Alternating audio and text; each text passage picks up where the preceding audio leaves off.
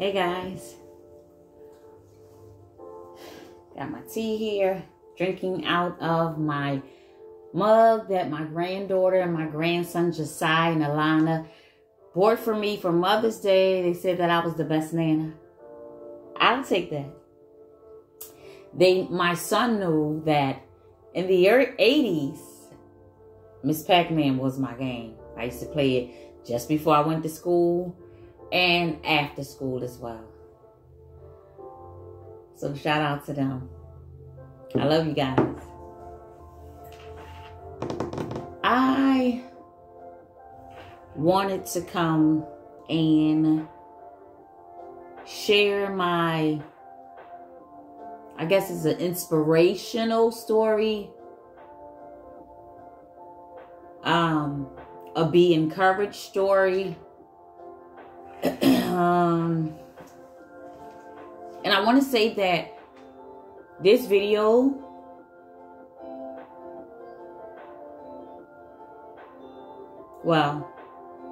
there's someone very, very, very special in my life that is hurting due to narcissistic family members.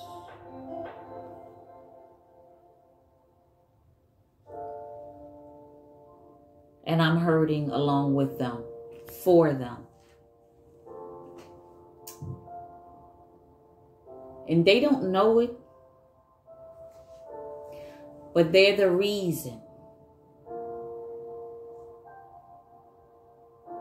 Or should I say, they inspired this video for me to share with you right now in hopes that they would see it.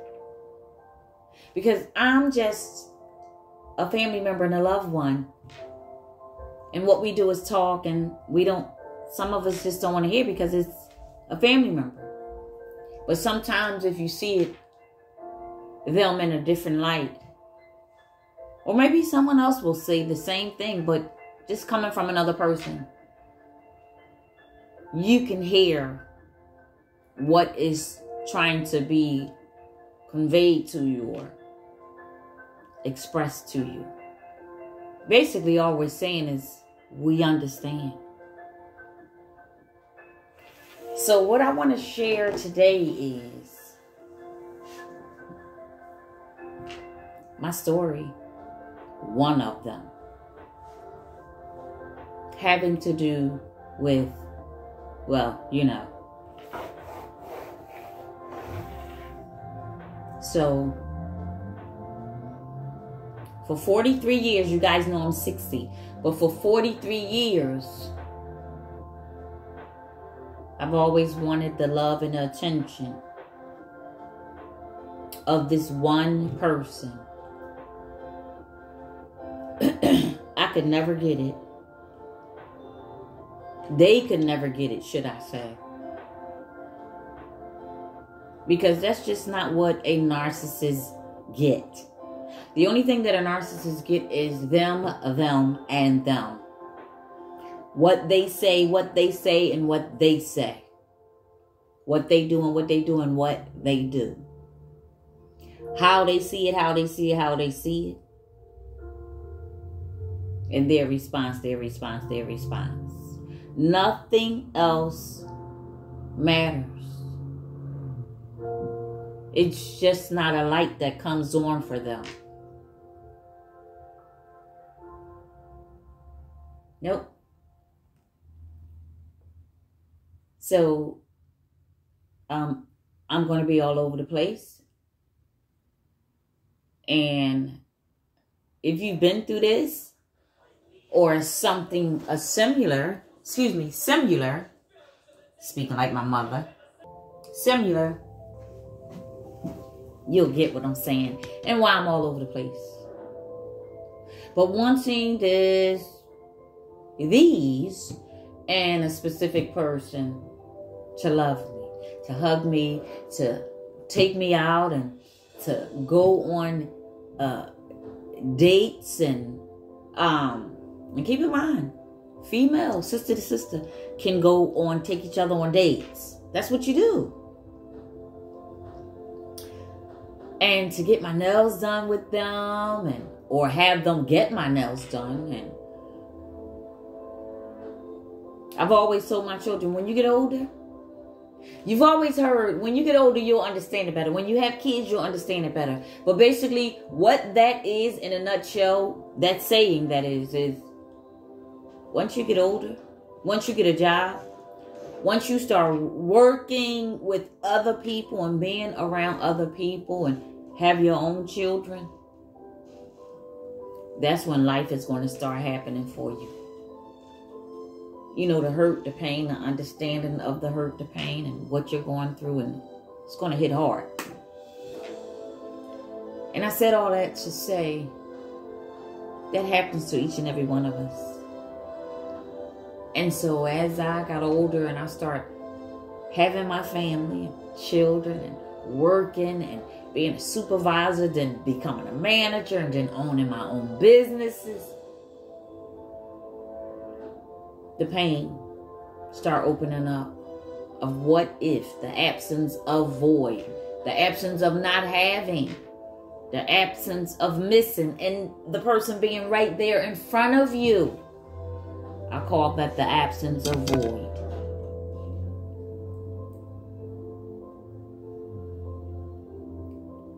And I mean, I would go visit this person, and they would be on a computer. Before I even got there, they wouldn't be on their computer. But once I get there and I'm talking, I'm like, hey, I really missed you. How have you been? What's going on? And just telling about all the current events that's happening in my life and all the good things and some not so good things that I've experienced. Sharing all of my accomplishments since I last seen them, which is years in between. And they would go hop on their computer. And they would be playing that computer. Actually, the color game is like all these colors, red and blue and orange, and you got to connect all the one same color together and crash them or whatever. And I would say, do you hear me? Are you listening? They would study be going on and on and on, just playing this game. Like they seen me just yesterday, in which they did not. They haven't seen me in months, maybe years. And I would try and try and try and try and try. I will buy gifts, roses, calls, saying, hey, I was just thinking about you. I love you so much. I miss you. How's everything? What you do for this day? What you do for that day? And I would get, let me call you back.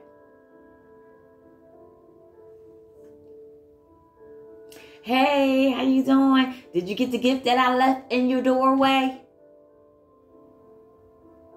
Oh, I didn't know what that was. I tore that up. I put that in the trash. I thought it was by a stranger. But it had my name on it with the card that said, to you from me. And then lots of times I would call and be like, hey. And they would pretend to not know who I was. Who is this? And I would say, it's me. Who? And I would say my name. It's me. Who? And I said, it's me. And they said, oh, I thought you said something else.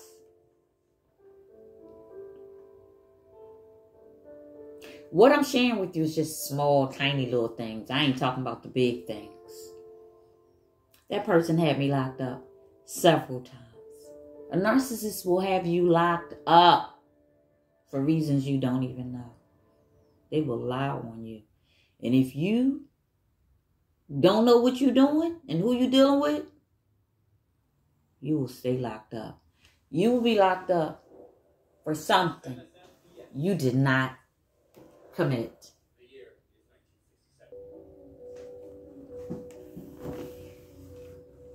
And you're looking confused like, but that's my family member. But, and some of you guys know what I'm talking about because your mother have had you locked up. Your father have had you locked up. Your favorite cousin, your best friend. And they stood by and looked. Literally just like that. But I need you guys to understand that just because it's your mother, your father, your cousin, your best friend, your twin, if they're narcissists, they do not see you like you see them. They just don't. It's the chemicals in that NPD that they walk around and carry like a torch. So as the years went on, I'm talking from a little itty bitty girl to my teenage years, to my 20s, to my 30s, to my 40s. I was hurting so bad because I want this person to love me no matter what I did. Roses, flowers, go to their job, everything. Beautiful gifts. Tell them how much I love them. Nothing worked. And I didn't know what I know now. And on my 43rd birthday, I'll never forget my 43rd birthday. Because years prior to that, every year on a specific holiday, I would get in my car and drive and cry my eyeballs out. Because I wanted this person to love me. You didn't have to buy anything for me. Just see me. Hear me and acknowledge me. Not incriminate me unlawfully. Not lie on me and smear my name and say I robbed the bank to buy my house. True story.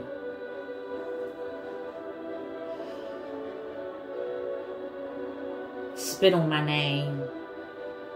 Told my old neighbors all these bad things about me. Came to my home on my property and dug up something and put something down and left a big hole. My neighbors told me. Took other people over me in front of me. And it was so hurtful. A stranger. And on my 43rd birthday. I mean, I used to get in that car on a certain holiday every year. And I would get in my car and I would drive like a reckless person wanting to die. And I believe that I really did at that time. But I was foolish, child. I love me being me. Right about now. And I would drive in that car and I would be on two wheels almost on the side. Just driving recklessly. Because this one person would not love me the way that I know that normal, because narcissists are not normal, the way that normal people love. And I was driving and I was driving and I was like saying to myself, you do this every year. You do this every year. When will you stop? I was talking to myself and I was getting on myself. I was digging in my behind. I had to go get my charger. And so as I said, I was digging in my behind. And I was so disgusted with myself. Not wanting to be here. Wanting to be somewhere else. You know what that means. And it was that holiday. I never forget it. And I was on the floor rolling around crying, hurting so bad. And as you heard me say, There's a special someone that's in my life, a family member that I love so much, which is hurting right now because of their family members. And remember this. 9 times out of 10, the first encounter with a narcissist would be your parents.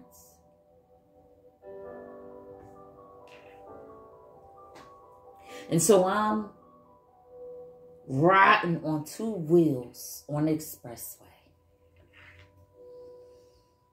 And I'm literally driving reckless. And when you drive reckless, you already know what the possibility of an outcome could be. And I'm flying.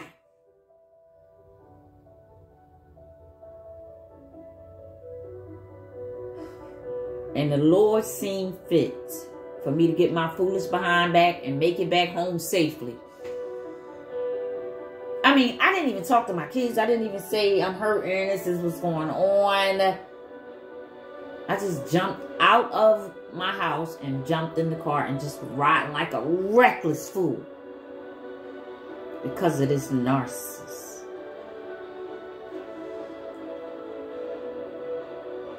And I made it back upstairs. I made it in my house and back upstairs. And I was leaning over my vanity in my bedroom. Like this. And I was crying 10,000 rivers. Oh, yes. And as those tears fell down, I was thinking of all of the hurt, the lies, the deceitfulness, the people that they took over me. They overlooked me growing up.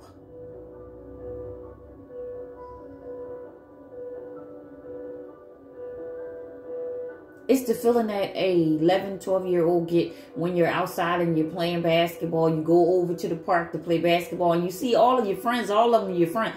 And then they start picking people to play on their team. And you don't get to be picked. And you sit down. Those kids never say it, but I know that hurt. I've seen their faces. My pain.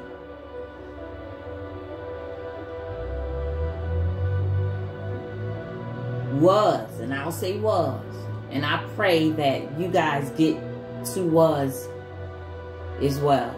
But my pain at that time was 3,000% times that feeling that that basketball little kid played waiting for them to his friend to pick him. And I stood in that mirror and I kept bending over crying.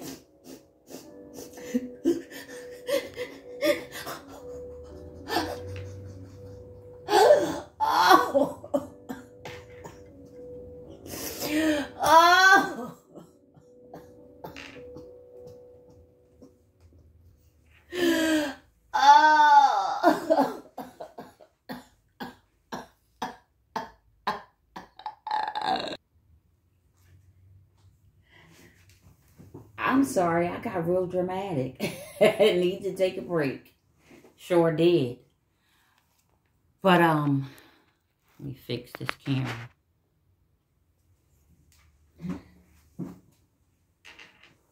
I began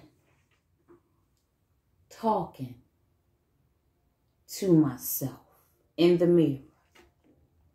Just like I encourage other people, I was encouraging myself, as the Bible says, encourage yourself. And I began to say, hey, you are more than a conqueror. You are vital. You're important to a whole lot of people. Your family thinks, your children, your immediate family, they think the world of you. Your grandchildren, they need you. And I just was getting on myself, talking to them, literally looking in the mirror. You get it together. That person is not worried about you. And I just kept going on and on and on and on and on and on. How I do. And I said these words to myself.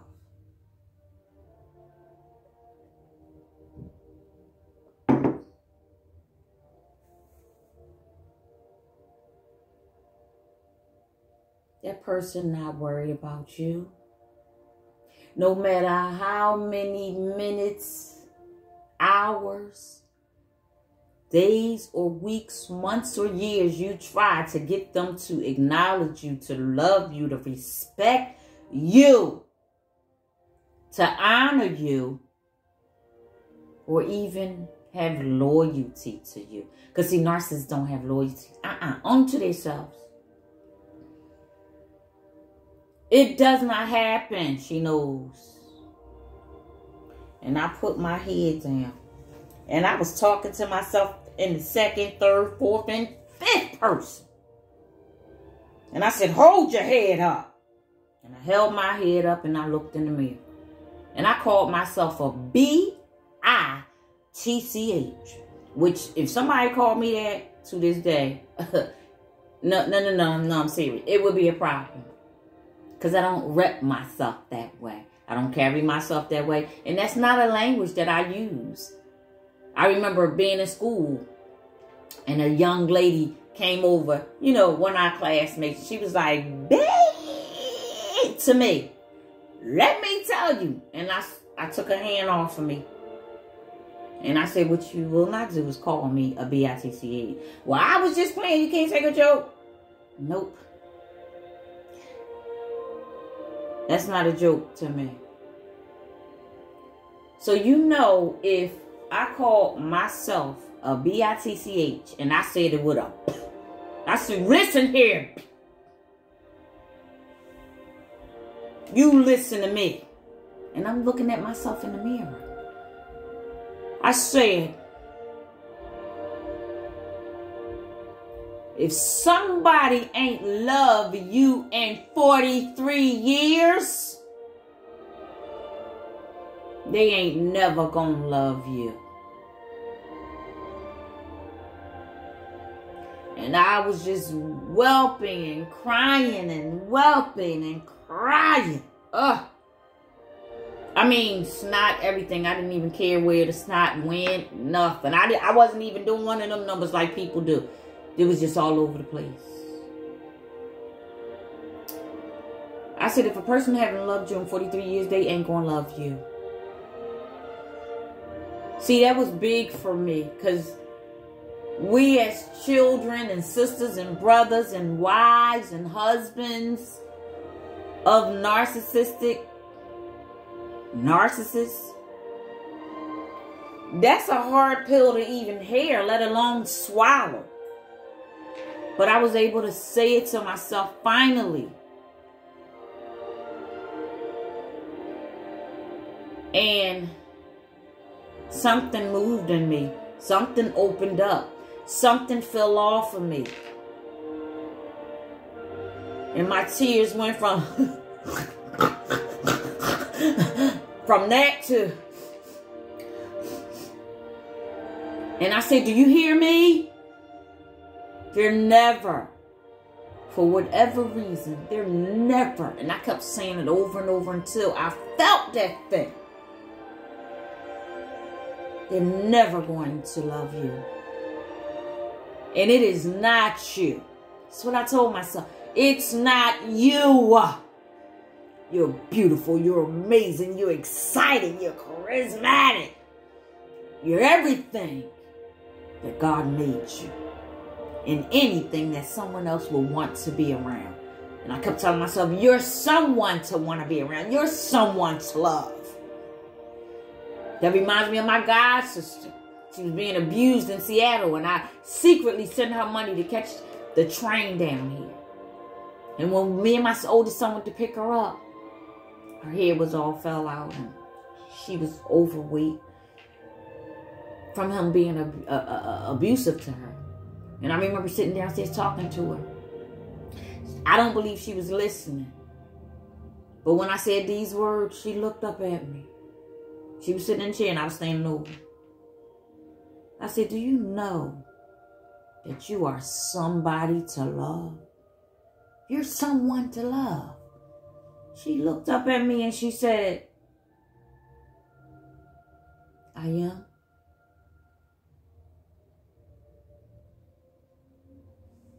And that's what I told myself. And I began to feel something fall off of me from 43 years. And then I said, now dry your tears up. This is how I was talking to myself. Excuse me.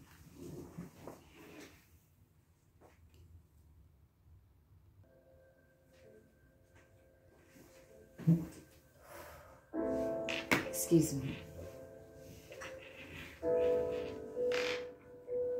So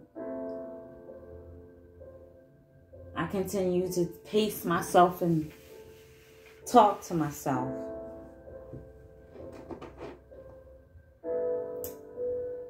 And I told myself to look at me.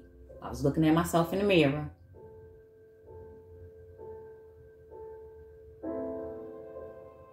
And I said, if they didn't love you in 43 years, they're not going to love you.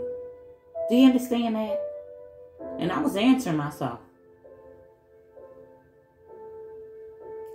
I told myself that I was somebody to love. I was someone to hug. I was someone to kiss.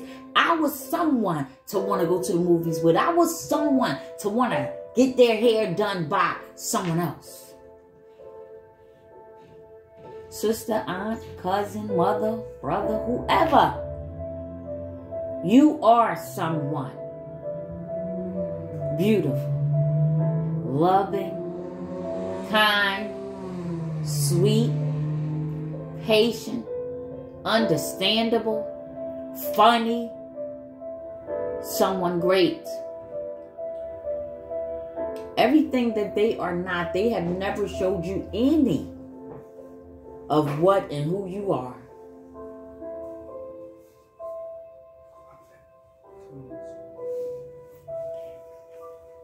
And so I began to continue to talk to myself.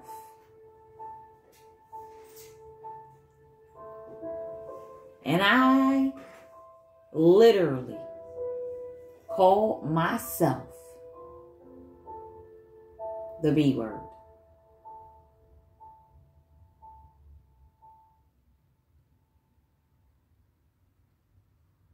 I did. Something I am so against when I hear other people say it. In my brain, I'm like, are they serious? This is how they feel about themselves. But a lot of them, when they use that word, they use it in the content of strength and meaning what they said. And that was the way in which I was using it when calling myself the B-I-T-C-H.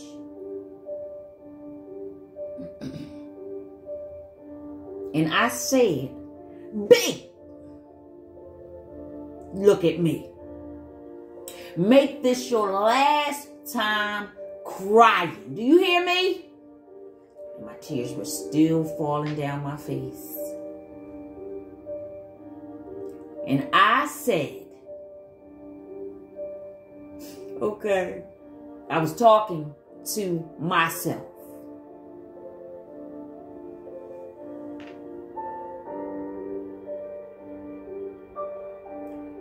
I said to myself, make this your last teardrop. When that last teardrop drop, that's it. No more crying over who loves you, who don't, who want to be around you, who won't. This is it. Do you understand me? I looked at myself in the mirror.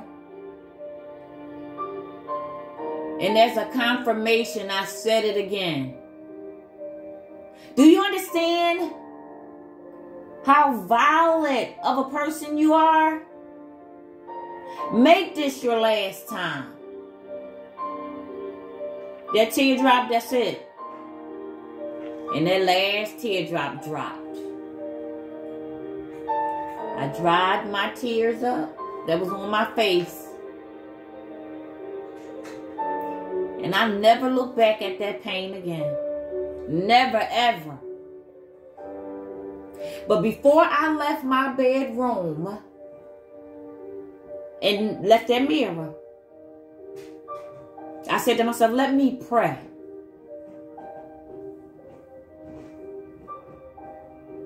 And this is what I said to the Lord. And my kids know it too. They know this story. They literally lived it over and over again.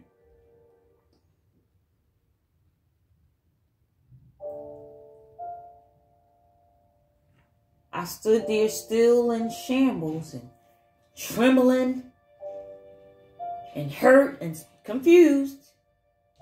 Not sure how I was going to be strong and all the information that I was empowering myself with. But I felt like I was going to do it. And I did. You know how you're crying so hard and you... When I placed my hands together to pray, I was holding them so tight. And this is what I said to Abba. Just like this, I said, God,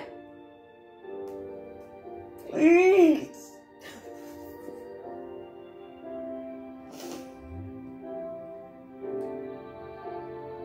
I don't want to hate this person. And I don't want to love him.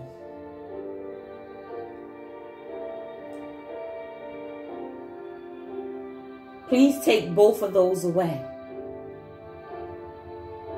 You better be careful what you ask God for, because he will deliver. I said, I don't want to hate this person, and I don't want to love them. And then I said, I don't want to feel anything for them. Please take it away. And I was begging God like I was begging for my life. I was begging God like I was begging for my life.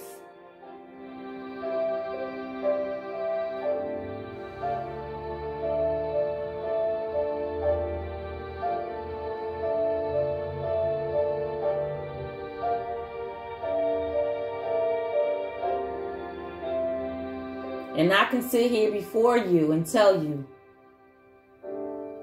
that Abba answered my prayer, that I cried out, I pleaded with him to answer.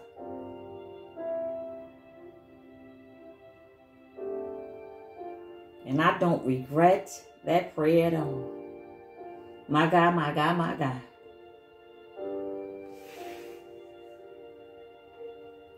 I am 60 years old and I've never felt more important, more loved, more established, more whole as a person since before 43. At the age of 43, that's when God lifted everything off of me. He began to loosen the shackles of the hurt that had me bonded. The pain, the inconclusiveness, the unsure, the not understanding. Like, how is this possible that a person wouldn't love? How is it possible that a person would come to court against you and they're your family member? How is it possible that a loved one could get you locked up and you've done nothing but love them? How is it possible?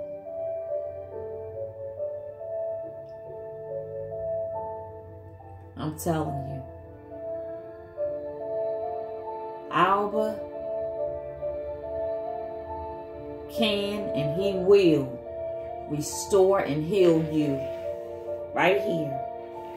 Because what people don't understand is that narcissistic, toxic person can harm you on the outside, have your car towed, have you locked up, have you fired, lie on you, be deceitful, smear your name. That's all on the outside. But what people fail to realize is that what happens to you on the outside can never compare to what happens to you on the inside when they hurt you. I want you to be encouraged and give it all to Abba. Invite him into every single issue of your heart.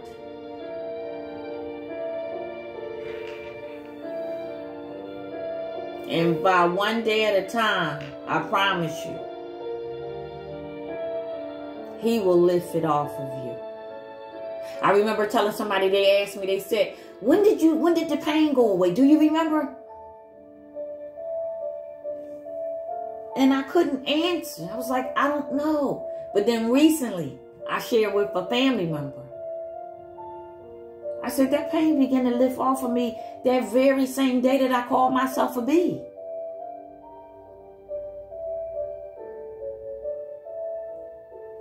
And I'm not saying you call yourself a bee, honey. That's just how the energy shifted for me to get my attention and to get me where I needed to be.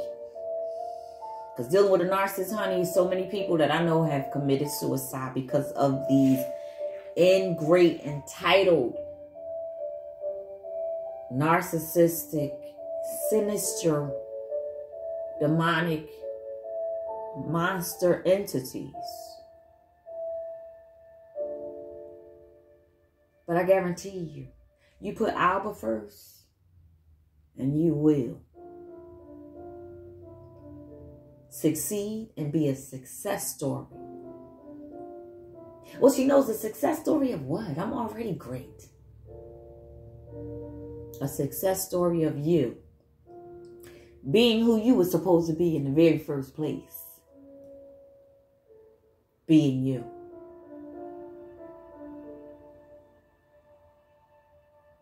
Put Abba first. Invite him in everything that you do, coming and going. I don't care who it is. Tell God about it. And I'm a living witness, still here, that he shall make every crooked anything straight. And every way, blockage that's in your way, he'll make it where you will be able to fit through. He said that he will cause men to pour into your bosom. I'm a living witness. And he also said that he'll make room for your blessings. Both of my hands. Both of my hands are raised. You get out there and you love yourself. Don't worry about loving nobody else, because it will be displayed from you loving yourself. That's who you should want to love you first. Because God is already doing it. Love you. Somebody mistreat you and show you who they are the first time. A famous poet said this. Go figure out who said that. She said, when someone mistreats you and show you the first time who they are, believe them. And I know that's easier said than done, because it's uncle, mother, cousin, best friend, husband, wife. But at some point, we have to put our normalities aside, because that's how we was raised. We was raised to keep on loving. No matter what they do to me. That's my mother. That's my father. That's my cousin. That's my sister. The Bible already speaks and tells us that when your mother and father, and he talking about everybody, he said when they abandon you, rape you, stab you, shoot you, he said, I'll be there to take you up. He said, when they forsake you, call on me, I'll be right there. When they forsake you, he said, he'll be there to take you up. And honey, that's who I call on. If you don't get any other message out of this, get the message.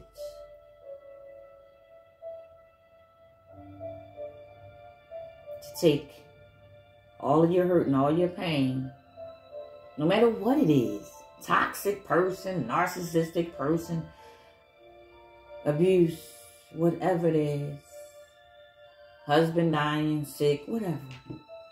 Take it to Abba in prayer. He'll fix it. My hand is raised. Both of them. I love you.